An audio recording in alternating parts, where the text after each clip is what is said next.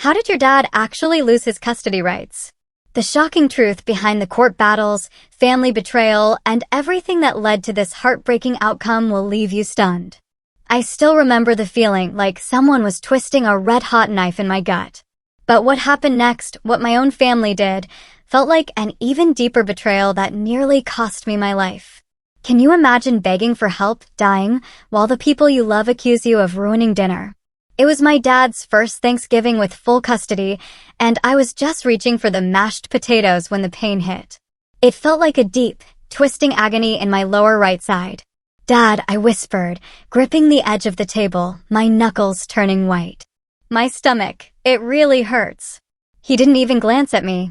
"Not now, Mason," he said, focused on the wine glass in his hand. "We're about to do the family toast." This was our first Thanksgiving at Grandma Fiona's in 3 years.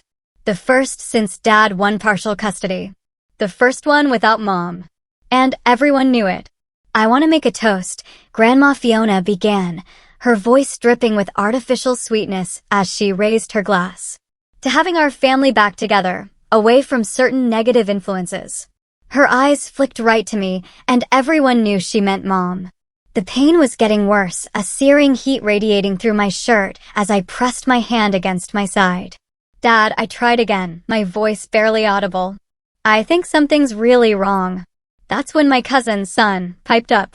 "Mason's just trying to ruin dinner, just like last time." He meant Easter, when I was 8, and threw up because Mom had just told me about the divorce. They still hadn't forgiven me for making a scene. I'm not trying to, a wave of nausea, so violent and sudden, hit me, doubling me over. "Oh, here we go," Aunt Linda sighed, as if on cue. "Fiona, didn't I tell you?" The mother probably coached him to do this. "My mom's not even here." I protested, then instantly regretted raising my voice as another, sharper stab of pain shot through me. "Watch your tone, Mason," Dad warned, his voice hard. "Your mother's not here because she lost that privilege. And you're not going to manipulate your way out of family time." I pushed myself up, desperate to get to a bathroom, but the room tilted violently. I grabbed the chair, swaying. "Sit down." Grandma Fiona's voice was like ice. "We do not leave the table during the family toast. It's disrespectful." "I think I'm going to throw up," I choked out. "Of course you are," Uncle Robert laughed, a cruel, dismissive sound. "Just like your mother. Always so dramatic. Always the victim." Across the table, my 10-year-old sister, Alice, looked at me with wide, terrified eyes. She'd been silent since we arrived, completely intimidated by Dad's family. "Please," I whispered, tears starting to sting my eyes. "I need to lie down." "You need to show respect," Dad said firmly, his gaze unwavering. "This is the first holiday we've had without your mother's interference. You're not ruining it." The pain was spreading like wildfire, igniting my entire abdomen. Sweat dripped down my back. "Maybe he really is sick," my cousin Bethany said quietly, her voice tinged with a flicker of concern. "Don't you start," her mother snapped. "He's fine. Just wants attention because Mommy's not here to baby him." I tried to sit back down, but my legs buckled. The chair scraped loudly as I missed it and stumbled. "Mason James." Dad stood up, his face flushed with anger. "Dad, please." Tears streamed down my face now, hot and unstoppable. "It hurts so bad." "You know what hurts?" Grandma Fiona stood too, her voice trembling with indignation. "Having to watch my son deal with your behavior. Having to see what that woman turned you into." Then, Alice's chair scraped back. "He's not faking," she screamed, her small voice piercing the tension. "Look at him. He's white." "Alice, sit down," Dad ordered. "No." She was sobbing now, a desperate, raw sound. "Mom said if we ever needed help to call 911. She said you wouldn't listen." "Your mother said a lot of things," Aunt Linda interrupted, scoffing. "Most of them lies." The room started spinning, the edges of my vision going gray. I dropped to my knees, clutching my side, convinced my insides were on fire. "He's being ridiculous," Uncle Robert huffed. "In my day, kids didn't pull these stunts." "It's not a stunt." Alice was hysterical, her voice rising to a shriek. "Please, someone help him." "I'm calling his mother," Aunt Linda announced, pulling out her phone. Through my blurring tears, I saw Alice, scrambling under the table toward the kitchen. Smart girl. There was a landline in there. Where do you think you're going? Grandma Fiona lunged, grabbing Alice's ankle. Let go of her. I tried to yell, but it came out as a weak, strangled whisper. That's when my stomach lurched and I threw up. All over Grandma Fiona's pristine Persian rug. My rug, she shrieked, her voice incredulous. Do you see? Do you see what these children are? Just like their mother, someone muttered. The pain was unbearable. I curled into a ball on the floor, shaking uncontrollably.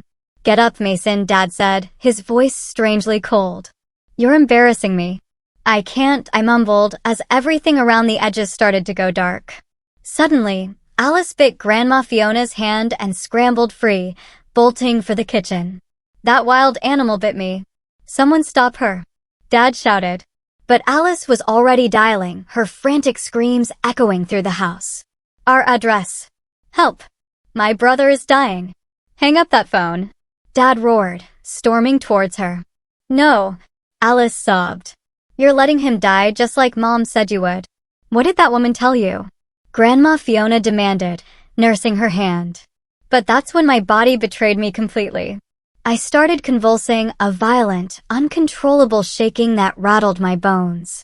Oh my gosh, someone whispered, their voice filled with dawning horror. He's having a seizure. That's not fake, Bethany said, her voice shaking now too. Finally. I heard Dad's voice crack, call 911. Now. The last thing I remembered was Alice's small, warm hand in mine, her whispering, I'm sorry, Mason. I'm so sorry. Mom said to be brave. She said she loves us. Then, everything went black. I woke up after emergency surgery, the world fuzzy and distant. My appendix had burst. The doctor, a kind-faced woman in blue scrubs, said if we'd waited another hour, I might not have made it. The infection had already started spreading, poisoning my insides. Dad couldn't look at me. He just kept saying, I didn't know, over and over, his voice a broken whisper. But Alice knew. And Mom knew. And something inside me knew this was just the beginning. The machines next to my bed beeped a steady rhythm as Dad paced by the window, his shoes squeaking on the linoleum with each anxious turn. He kept muttering those 3 words, I didn't know, like a prayer. Alice's hand, small and warm, was clasped tight in mine. She leaned in, her breath smelling faintly of the peppermint candy the nurse gave her, and whispered that she'd called Mom from the nurse's station. Dad's face looked gray under the harsh hospital lights, his shirt still stained with a faint smear of blood where I'd grabbed him. When I tried to sit up, a sharp sting shot through my wrist, pulling at the 4-line in my arm. Alice carefully helped me adjust the pillow, her movements so gentle, like she was afraid I might break. A woman with a clipboard and blue scrubs entered, her gaze sweeping from Dad to me. She began to explain, in clinical terms, the horror inside my body. My appendix had burst open, she said, and poison was spreading through my belly when they cut me open. She pointed to spots on my stomach, explaining where they'd had to clean out the infection. If we'd waited 1 more hour, she said, her eyes fixed directly on Dad, Mason probably would have died. Dad's knees actually buckled. He had to grab the windowsill to stay standing. Alice squeezed my hand harder, and I could feel her shaking. The surgeon kept talking about antibiotics and recovery, but Dad just stared at the floor. She made notes on her clipboard, mentioning she'd already informed the emergency room staff about the delay in treatment. Dad's head snapped up at that, but he said nothing. After she left, silence descended, broken only by the machines. Around midnight, I heard running footsteps, and then Mom burst through the door. She looked wild, her hair messy, her coat half off her shoulders. Dad immediately backed toward the door, but Mom didn't even glance at him. She grabbed me and Alice both, pulling us against her chest so tight I could barely breathe. Her tears, warm and salty, dropped onto my hospital gown as she kissed the top of my head repeatedly. Alice started sobbing into Mom's shoulder, and I felt my own tears welling up again. Mom held us for what felt like forever, rocking us slightly, just like when we were little. Dad slipped out into the hallway without a word. The next morning, a woman with gray hair and a badge knocked. Donna White, Child Protective Services, she introduced herself. The hospital called us. Mom, who'd slept in the visitor's chair all night, sat up straighter. Donna explained that the ER staff had documented several adults stopping me from getting help for a dangerous medical problem. She had a folder full of papers and started asking Mom questions about custody. Dad and Grandma showed up while Donna was still there. Grandma immediately started talking loud and fast, claiming Mom must have told me to fake being sick to ruin their dinner. Dad nodded along, adding that I'd always been dramatic and Mom encouraged it. Donna looked at them, then pulled out some papers from her folder. She showed them the medical report. Burst appendix. Almost died from infection. Grandma's mouth kept moving, but no sound came out. Donna calmly stated she'd read all the medical records and understood how serious this was. She turned to me, asking if I felt okay to talk. My head was fuzzy from the pain meds, but I looked at Alice and she nodded. So I nodded at Donna. Mom took Alice to the cafeteria, giving us privacy. Grandma tried to stay, but Donna said family interviews were private. Once they left, Donna pulled her chair close and told me to take my time. I started from the moment the pain hit during dinner, telling her everything. How I begged Dad for help and he said I was ruining dinner. How Aunt Linda called me dramatic and Uncle Robert laughed. How they wouldn't let me leave the table. I told her about throwing up on the rug and Dad telling me I was embarrassing him. Then I explained how Grandma grabbed Alice's ankle to stop her from calling for help. Donna wrote everything down, sometimes asking me to repeat things. She asked how long I was asking for help before someone finally called 911. Everything was blurry by then, but she said that was okay. She was proud of me. When we finished, she called Alice back in. Alice pulled out her phone and showed Donna the call history with the exact time she dialed 911, 7:43 p.m. She explained how she crawled under the table, how Grandma tried to stop her, how she bit Grandma's hand to get free. Grandma called me a wild animal and Dad yelled at me to hang up, Alice said, her voice growing stronger. Donna took pictures of the call log. She asked if anyone helped, and Alice said no. Everyone just watched or tried to stop her. 2 days later, the doctor said I could go home soon, but a huge fight broke out about where home was. Dad insisted the custody agreement meant I had to go with him, but Mom flat out refused. Donna came back and explained a temporary safety plan. Alice and I would stay with Mom until a judge could hold a hearing. Dad's face turned red. He started yelling about his rights, accusing Mom of turning us against him, saying this was all her plan. Donna stayed calm, stating the safety plan was already approved based on the medical evidence.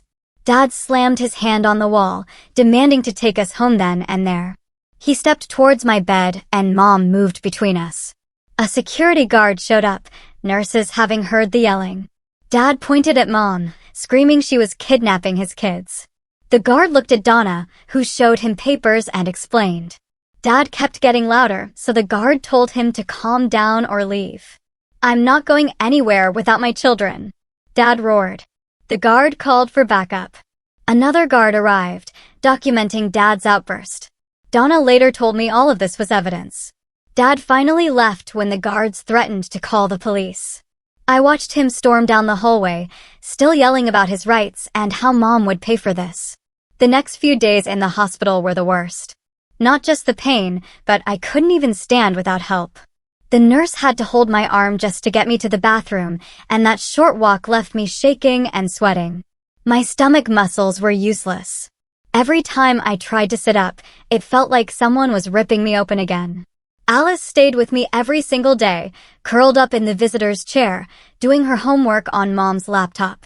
Mom had already set up virtual school because Alice refused to leave, terrified something else would happen to me. The physical therapist came twice a day, and I hated how weak I was, barely making it 20 feet before needing to sit down. Mom spent most of her time on the phone in the hallway. I heard her talking to someone named Cecilia Becker, the best custody lawyer in the state. They discussed emergency hearings, medical evidence, and an ex parte order. When Mom came back, she explained Cecilia was already filing paperwork to change custody based on what happened at Thanksgiving. After a week, the hospital discharged me. Mom drove us straight to her apartment, a tiny 2-bedroom place, nothing like Dad's big house, but it felt safer than anywhere I'd been in months. She'd already set up the living room for my recovery, with a special wedge pillow on the couch and all my medications lined up on the coffee table with a typed schedule. Alice and I had to share the smaller bedroom, but she didn't complain, just helped Mom move her stuffed animals to make room for my things. I started writing everything down in a notebook Mom bought me. Every detail I could remember from Thanksgiving, and all the other times Dad ignored us when we were sick or hurt. Like 3 months ago, when I had bad stomach pain, and he said I was being dramatic and didn't need urgent care. Or when Alice cut her hand on broken glass, and he just put a Band-Aid on it instead of getting stitches. Writing it all down made it real, helped me believe someone would actually listen this time. Alice's teacher called, so Mom set up a meeting with the school counselor, Sophie Sto, to make sure Alice was handling everything. During their video call, I could hear Alice telling Sophie how scared she was that night, how she thought I was going to die. Sophie said Alice was very brave and would help her work through what happened. About 2 weeks after we got to Mom's apartment, we got a letter saying the court appointed a guardian ad litem, a man named Hector Reynolds, to represent what was best for Alice and me. Dad's family immediately started texting Mom, saying Hector was biased, that the whole thing was a setup. Mom just saved all the texts and forwarded them to Cecilia. One day, Alice was going through her old phone and found a bunch of texts from Dad talking bad about Mom, saying she was crazy, telling us not to believe anything she said. She took screenshots of everything, especially where he called Mom names and tried to make us think she didn't love us. She asked if we should show them to Hector, and I said, definitely yes. My first meeting with Hector was 3 weeks after the surgery. I was still moving pretty slow. He came to Mom's apartment, an older guy with gray hair who spoke softly and calmly. He asked me to tell him exactly what happened that night. I even lifted my shirt to show him the surgical scar, a rough red line across my entire lower stomach. I walked him through every minute, from the pain starting to passing out on Grandma's floor. He wrote everything down on a yellow legal pad and never interrupted. When I finished, he said what happened to me was completely inexcusable, that no child should ever have to beg for medical help. Alice met with him next, bringing her phone to show the exact time she called 911, 7:43 p.m. She showed him all the screenshots of Dad's texts and explained how Grandma grabbed her ankle and called her a wild animal. Hector told her she was incredibly brave and that her quick thinking saved my life, which made her cry, but in a good way. That same week, my phone started blowing up with messages from a group chat someone in Dad's family created. They were calling us liars, saying Mom had brainwashed us. Aunt Linda wrote we were ungrateful brats who didn't appreciate everything Dad did for us. Uncle Robert said kids today had no respect and needed discipline, not coddling. But then Bethany, my cousin who'd said I looked sick at dinner, sent me screenshots of the adult family group chat, where they were planning what to tell people, trying to get their stories straight about that night. Sophie met with Alice at school the next day and worked out a whole safety plan. Only Mom or people Mom approved could pick Alice up. The office staff got a copy, and Sophie explained the custody situation and how Grandma might try something. Alice came home that afternoon looking more relaxed than she had in weeks. She knew Grandma couldn't just show up and take her away. 3 days later, we had our first supervised visitation with Dad at this gray building downtown, typical government office. The supervisor, an older woman, sat in the corner with a clipboard while Dad tried to act normal in a weird playroom with toys for little kids, even though Alice was 10 and I was 14. Dad kept bringing up Mom every 5 minutes, asking if she told us what to say, if she coached us about Thanksgiving, if she was filling our heads with lies. The supervisor would clear her throat when he got too pushy. But then she got a phone call and stepped out, saying she'd be just a minute. The second she left, Dad leaned forward and grabbed my wrist. Not hard enough to hurt, but firm enough I couldn't pull away. Your mother put you up to this whole thing, didn't she? I pulled out my phone with my free hand and hit record without him noticing, keeping it low on my lap. She's been planning this for years, waiting for the right moment to turn you against me. I kept my face blank while he went on about how Mom was manipulative, how she'd poisoned us against his family, how we were destroying everything he'd worked for. The supervisor came back after about 3 minutes. Dad immediately let go of my wrist and went back to talking about school and normal stuff. Alice had gone to the bathroom during all this, but when we were leaving, she grabbed my arm and whispered that she'd heard Grandma's voice in the lobby. She'd been standing right outside the bathroom door talking to Dad before we arrived, telling him exactly what to say to make Mom look bad. Alice, standing on the toilet seat to hear better through the door vent, had memorized it. Tell them their mother is unstable and has a history of making false accusations, and make sure you mention she's behind on her bills and can't provide properly. We told Mom, who immediately called Cecilia. Write it all down, Cecilia said, with the exact time and date. 2 weeks later, I had my follow-up appointment with the surgeon who saved my life. She examined my scar, still pretty rough, a red line across my lower stomach that pulled when I moved too fast. She asked me to describe again what happened that night, how long I'd been in pain before getting help. Then she sat at her computer for 20 minutes, typing a detailed letter about how serious my condition was. It used all these medical terms I didn't understand, but basically, it said the delay in treatment nearly killed me and that peritonitis had already set in. She printed 3 copies, one for me, one for my records, and one she said she'd send directly to the court if needed. Mom's attorney Cecilia called that afternoon, saying the surgeon's letter was exactly the kind of medical evidence they needed to show the severity of what happened. The next morning, Donna from CPS showed up for a home inspection. Mom had been cleaning for 2 days straight, making sure everything was perfect. Donna walked through each room with a checklist, taking pictures of Alice's homework station in the living room, my medication schedule on the fridge with check marks for each dose. She looked in the full kitchen cabinets, checked we each had our own bed with clean sheets, made sure the bathroom had all our toiletries. She spent extra time in our room, where Mom had put up our artwork and photos, making it feel like home. Donna wrote notes about everything being stable and appropriate, impressed with Mom's organization, despite the sudden transition. That same night, my phone buzzed with a long text from Aunt Linda. She wrote about how sorry she was that things got out of hand at Thanksgiving, but that I needed to think about what I was doing to the family. She said Dad was devastated, Grandma was having chest pains from the stress, and we were tearing everyone apart with our accusations. She ended by saying family was supposed to stick together, and I should convince Alice to stop this nonsense before it went too far. I screenshotted the whole thing and forwarded it to Hector, not replying. Cecilia had told us not to respond to any messages from Dad's family.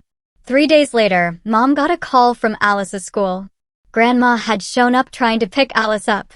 The office staff followed the safety plan exactly, telling Grandma she wasn't on the approved list.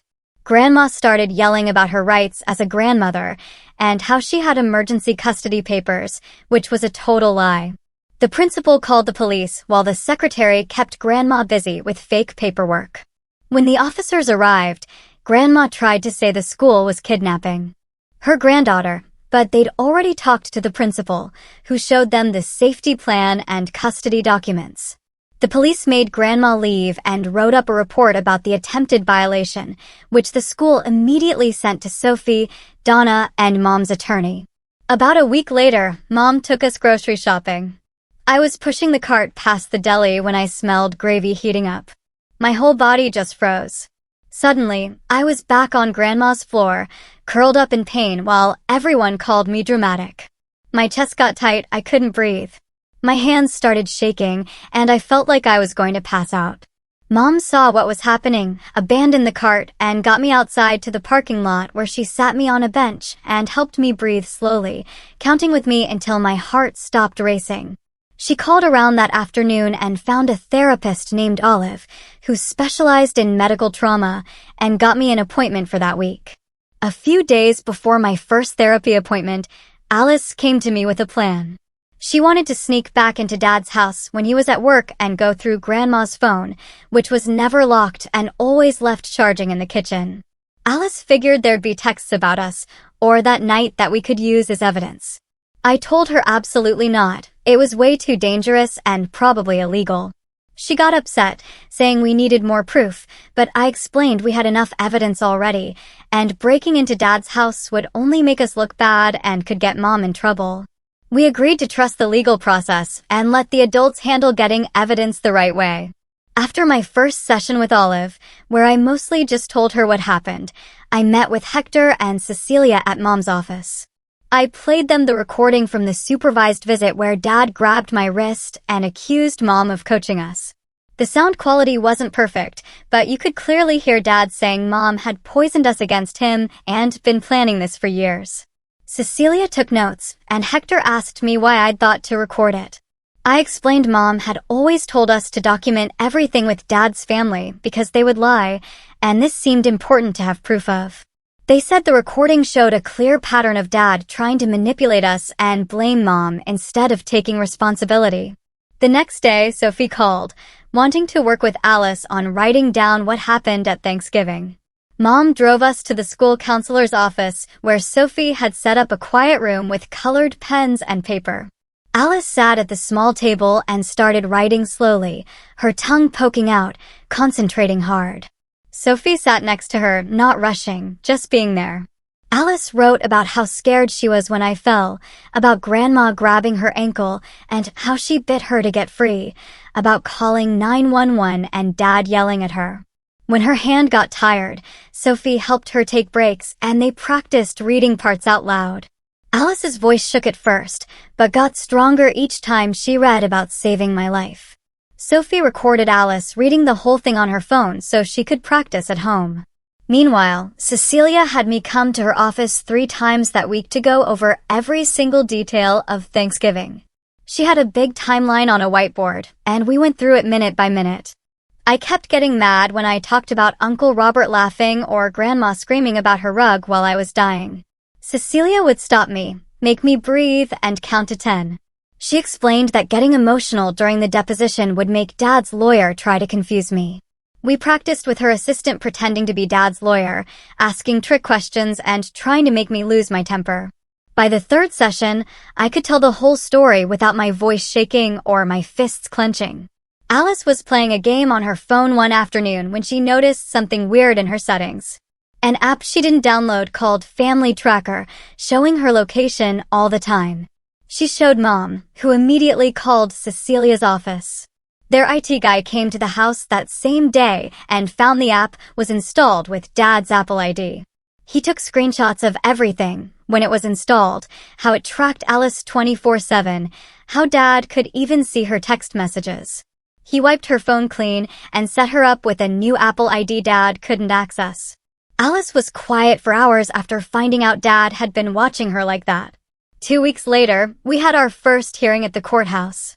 The room was smaller than I expected, with wood panels and a tired-looking judge. Dad sat on one side with his lawyer. We sat on the other with Cecilia. Hector stood in the middle, representing us. The judge read through all the reports from Donna, the hospital, and Hector.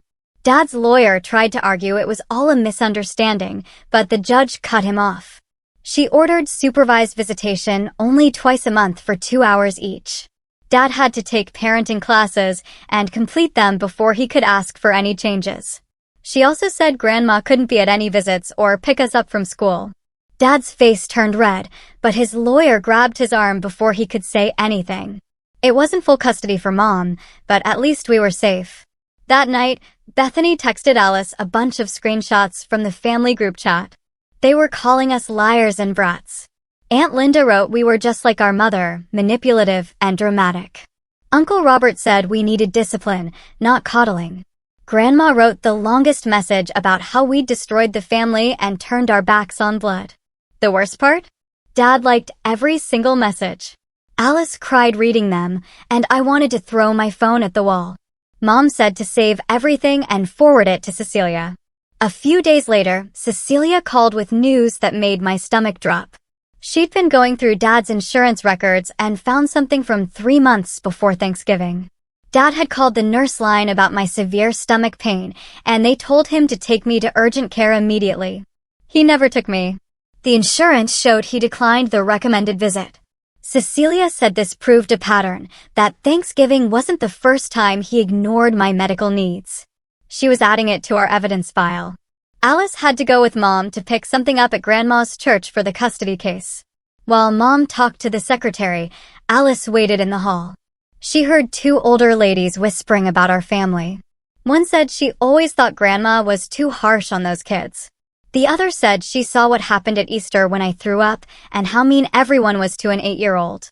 A man walking by added he'd heard about the Thanksgiving incident from his daughter, who worked at the hospital. Alice realized not everyone believed Grandma's version of the perfect family. Some people were starting to see the truth. My sessions with Olive, the medical trauma therapist, were hard at first. Every time I tried to talk about lying on Grandma's floor, my chest would get tight and I'd feel like I couldn't breathe. Olive taught me to press my feet flat on the floor and count 5 things I could see, 4 I could hear, 3 I could touch, 2 I could smell, and 1 I could taste. It helped pull me back to her office instead of being stuck in that dining room. We practiced telling the story in small pieces, stopping whenever I needed to ground myself. After a few sessions, I could get through the whole thing without panicking.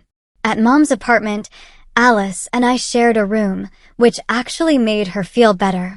She'd wake up 2 or 3 times every night and lean over to watch my chest rise and fall. Sometimes she'd whisper my name to make sure I'd respond. Mom got her a night light that projected stars on the ceiling, and we started a bedtime routine where we'd read together. Her nightmares were getting less frequent and less intense. She still had them, but now she knew she could wake me or Mom up, and we'd sit with her until she felt safe again. Then, Dad's lawyer filed a thick stack of papers claiming Mom was turning us against him.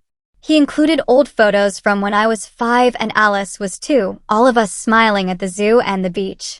Pictures from every birthday and holiday before the divorce, trying to show we were happy in his care.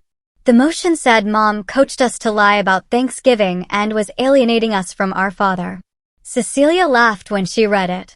Judges see this all the time when parents can't accept responsibility, she said. The medical evidence is too strong. No judge will believe we faked a burst appendix. 2 weeks later, Hector showed up at my school with a clipboard and a serious look.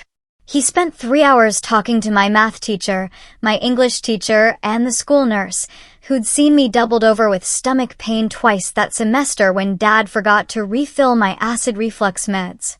Each teacher signed papers and handed over attendance records showing how many days I'd missed since the custody change.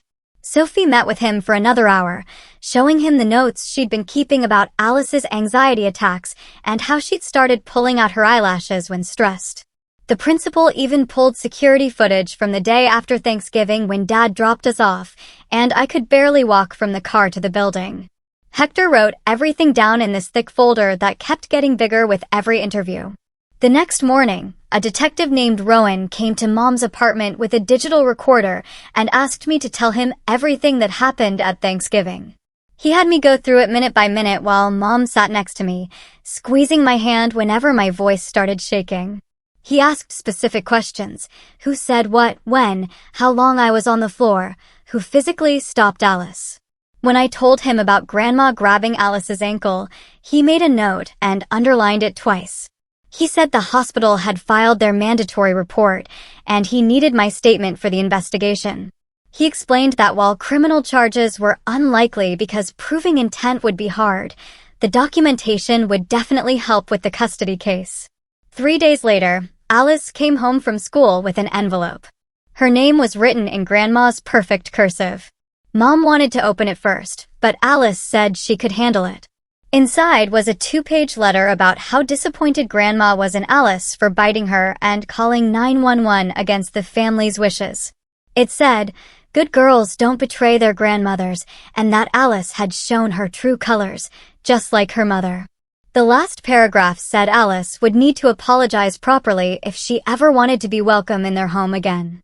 Alice read it once, folded it back up, and asked Mom to give it to Hector for the custody file. She didn't cry or get upset, just went to do her homework like nothing happened. Our next supervised visit with Dad was scheduled for the following Tuesday at the Gray Building. Janet, an older lady, was our supervisor. She explained the rules while we sat in a room that looked like a sad daycare center. Dad showed up 5 minutes late, wearing his work clothes, looking tired. We played Uno for 20 minutes before I finally asked him straight out, "Why didn't you believe me when I said I was in pain at Thanksgiving?" He stopped mid-shuffle and stared at his cards for a long time. Janet leaned forward with her pen ready. Dad finally said he thought I was being dramatic, like my mother always was, that she'd taught me to manipulate situations for attention. Janet wrote down every word while Dad kept talking about how Mom had poisoned us against his family and made us soft. The next visit was worse. Dad started treating Alice and me completely differently. He brought Alice her favorite candy and kept calling her sweetheart while barely looking at me. When I dropped a card, he muttered something about me being clumsy and weak. Alice started keeping a small notebook in her backpack, writing down everything he said during visits, things like calling me oversensitive when I mentioned still having pain from the surgery, or saying I needed to toughen up and stop acting like a baby. She showed me the list after our third visit, and it was already 2 pages long. Meanwhile, Cecilia had been working with my surgeon to get the complete medical records from my surgery. The final report came in on a Thursday, and Mom read it to us at the kitchen table. It showed a timeline proving my appendix had likely started failing around noon on Thanksgiving, hours before I first told Dad about the pain. The surgeon documented that the delay in treatment caused the rupture and the spreading infection that nearly killed me. She used words like preventable and negligent delay that Cecilia said would destroy Dad's case. The report even included photos from the surgery, showing how bad the infection was and how much damage had been done by waiting. That weekend, Alice and I were leaving the visitation center when Aunt Linda suddenly appeared in the parking lot. She started walking toward Alice with her arms out like she was going to hug her, but the security guard immediately stepped between them. Aunt Linda started yelling about just wanting to talk to her niece, but the guard called for backup and told her she was violating the visitation rules. 2 more staff members came out and formed a wall between us and Aunt Linda while Mom rushed us to the car. Another violation report got added to our file. The following Monday, the judge ordered Dad to undergo a psychological evaluation to determine his fitness as a parent. Cecilia explained he had no choice but to comply or he'd lose all custody rights immediately. The evaluation would include personality tests, interviews about his parenting choices, and a review of the Thanksgiving incident. Dad's lawyer tried to argue it was unnecessary, but the judge said the medical evidence and multiple violation reports made it mandatory. A week later, Donna came over with good news about the safety plan extension. She said CPS was keeping us with Mom until the final custody hearing in 2 months, and that she was officially recommending permanent custody modification based on medical neglect. She had a thick file of evidence, including the surgeon's report, the detective's notes, teacher interviews, and all the violation reports from Dad's family. She said she'd been doing this job for 15 years and had rarely seen such clear documentation of neglect. Hector called that night to schedule practice sessions for our testimony, stressing we needed to be ready to stay calm and stick to facts. Without seeming vengeful or coached, Sophie met with Alice 3 times that week in the school counselor's office. I watched through the window as they moved chairs around to make it look like a courtroom. Alice stood at a pretend witness stand they made from a desk while Sophie played different roles. First, the nice lawyer asking easy questions, then switching to play Dad's attorney, trying to confuse her. Sophie showed Alice a red card she could hold up if she needed a break, teaching her it was okay to pause instead of getting overwhelmed. Each time they practiced, Alice got better at staying calm when Sophie asked tricky questions about whether Mom told her what to say. By the 3rd session, Alice was answering clearly without looking at Sophie for help, keeping her hands steady on the desk, even when Sophie raised her voice like Dad's lawyer might. 2 weeks before the trial, I woke up with my surgical site feeling hot and swollen. When Mom checked it, she saw red streaks spreading from the incision. She drove me to urgent care immediately while Alice sat in the back seat, crying that I was going to die again. The doctor said it was just a minor infection, but needed antibiotics right away. He cleaned the wound while I gripped the exam table. Mom took photos of the infected site for our records, and the urgent care doctor wrote a note saying this was common after emergency surgery with complications. Alice held my hand the whole time, checking my face every few seconds to make sure I was still okay. The antibiotics worked fast, but the whole thing scared everyone, especially when Cecilia said we needed to document it as ongoing medical issues from the original neglect. 3 days later, Mom took Alice for her regular pediatrician appointment.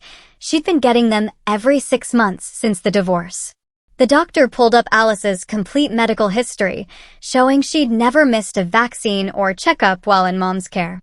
He printed 5 years of records, Alice's growth charts, immunization records, notes from every visit where Mom asked questions about Alice's development. The pediatrician wrote a letter stating Alice received consistent, appropriate medical care under Mom's custody, unlike what happened at Dad's house. Cecilia added these records to our evidence binder, which was now 3 inches thick. The morning of the trial, we all got dressed in the clothes Cecilia picked out for us, me in khakis and a button-down shirt that didn't press on my healing scar, Alice in a blue dress with her hair in braids. The courtroom was smaller than I expected, with wood paneling and uncomfortable benches. Dad's attorney started his opening statement by waving his arms around, claiming Mom had poisoned us against our father and coached us to lie about Thanksgiving. He called the whole thing a manipulation to get more child support, saying Mom was bitter about the divorce. Cecilia sat perfectly still, taking notes, not reacting to any of his accusations. When it was her turn, she stood up with our evidence binder and calmly laid out the medical timeline, starting with my symptoms at noon and ending with emergency surgery for a burst appendix. She showed the judge photos from my surgery, the surgeon's report about how close I came to dying, and the infection I just had as proof of ongoing complications. Dad's attorney kept objecting, but the judge told him to sit down and let her finish. Alice went to the witness stand first. I could see her hands shaking as she placed them on the Bible. She told about hearing me ask for help over and over, watching me turn white and fall down, seeing Grandma grab her ankle to stop her from calling 911. When Dad's attorney tried to ask if Mom told her to say these things, Alice held up her red card and said she needed a break. After 2 minutes, she came back and answered clearly that Mom only told her to tell the truth. Dad's attorney asked why she bit Grandma, and Alice said because Grandma was hurting her and stopping her from saving me. The judge wrote notes the whole time Alice talked. When it was my turn, I brought my evidence folder to the stand, my hands steady even though my stomach was churning. I played the audio recording from the supervised visit where Dad tried to get me to blame Mom. You could hear the judge typing on her computer as it played. I showed her my journal entries from right after surgery when everything was fresh, reading the parts about thinking I was dying while Dad called me dramatic. I looked straight at Dad when I described lying on Grandma's floor, believing I might not make it, watching him choose his mother's approval over my life. Dad looked away first. The surgeon's letter got entered as evidence with the parts about preventable complications and negligent delay highlighted in yellow. When I finished, Dad's attorney barely asked me anything, just confirmed the dates and times. During the lunch break, we sat in the courthouse hallway eating sandwiches Mom packed. When Dad walked up to Alice, he started saying he was sorry, that he never meant for things to go so far. But Alice stood up and told him she wasn't ready to hear it. Sophie stepped between them and walked Alice to the bathroom while Dad just stood there with his mouth open. I was so proud of her for not letting him make her feel bad about protecting herself. When closing arguments started, Hector stood up with a thick folder of recommendations. He told the judge that based on medical evidence, witness testimony, and multiple violations of court orders, he was recommending primary physical custody to Mom with supervised visitation for Dad twice a month. He said Dad needed to complete therapy and parenting classes before any unsupervised visits, and that Grandma should have no contact with us during visits. He looked at the judge and said our safety had to come first, that we'd already almost lost one child to neglect. Dad's attorney argued for joint custody, but even he seemed to know it was hopeless. While we waited for the judge to make her decision, Mom took us for ice cream at the place near the courthouse. We sat outside eating our cones, and Mom asked Alice about her friend's birthday party next week, trying to talk about normal things. Alice actually laughed when Mom got chocolate on her nose. The first real laugh I'd heard from her in weeks.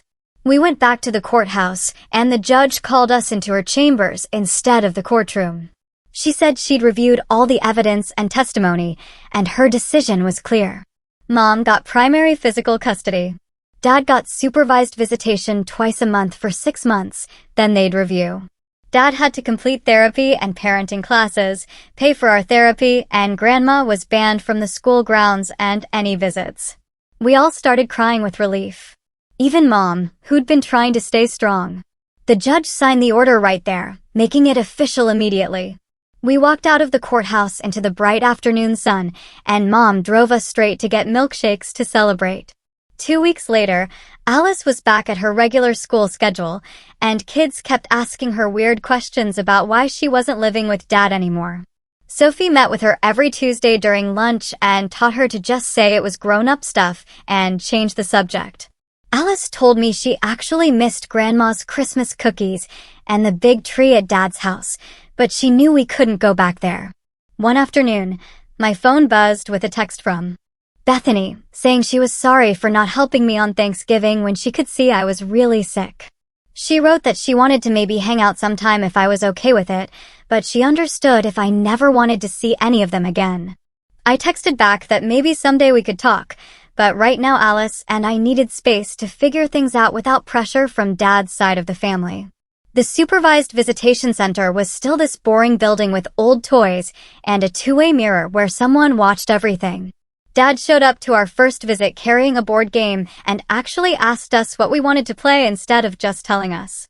He followed all the supervisor's rules about not discussing the court case or Mom, and we played 3 rounds of Sorry without any drama. During my Thursday therapy sessions, Olive kept asking me what I wanted now that we were safe with Mom. I told her I still felt mad at Dad for almost letting me die, but she helped me see that protecting ourselves was more important than getting revenge. She had me write down 3 good things that happened each week, even when I didn't want to think about anything positive. Mom set up her laptop one Saturday so Alice and I could video chat with her parents, who lived across the country. They asked how school was going and talked about their garden instead of pushing us to explain everything that happened with Dad. Grandpa showed us his new tomato plants, and Grandma, Mom's mom, not Fiona, sent us a care package with homemade cookies that actually tasted good. One morning, I was getting ready for school and caught myself staring at the scar on my stomach in the bathroom mirror. It wasn't just ugly proof of what happened anymore, but evidence that I fought to stay alive, even when nobody would listen to me. I grabbed my journal and wrote about how Alice and I went to the park yesterday, and she laughed on the swings for the first time in months. Sophie gave Alice a special notebook to write down what she wanted to tell the judge at our 6-month review hearing coming up. Alice spent hours working on it, crossing things out and starting over, focusing on how much better she felt now that she knew we were safe. She practiced reading it to me and Mom, saying things like how she could sleep through the night now and wasn't scared of getting in trouble for calling 911. 6 months after that terrible Thanksgiving, I woke up in my bed at Mom's apartment and realized we had a routine that actually worked. Alice caught the bus to school without crying. I was back on the basketball team, and we saw Dad twice a month at the center where he was actually trying. He'd started his therapy and parenting classes, and even admitted once that he should have listened to me that night. The anger wasn't gone, and probably never would be completely, but it didn't control everything I did anymore. Alice and I had our own inside jokes now, and she'd stopped checking on me every night to make sure I was still breathing. We weren't trying to destroy anyone anymore, just trying to be regular kids who happened to have a really messed up story about a Thanksgiving dinner. The trauma counselor said healing wasn't a straight line, and some days were harder than others, but we were doing it. Mom had primary custody. Dad was getting the help he needed, and Alice and I knew we'd always have each other no matter what happened at the next court review or anywhere else. It's wild how much can change when you finally stand up for yourself, isn't it?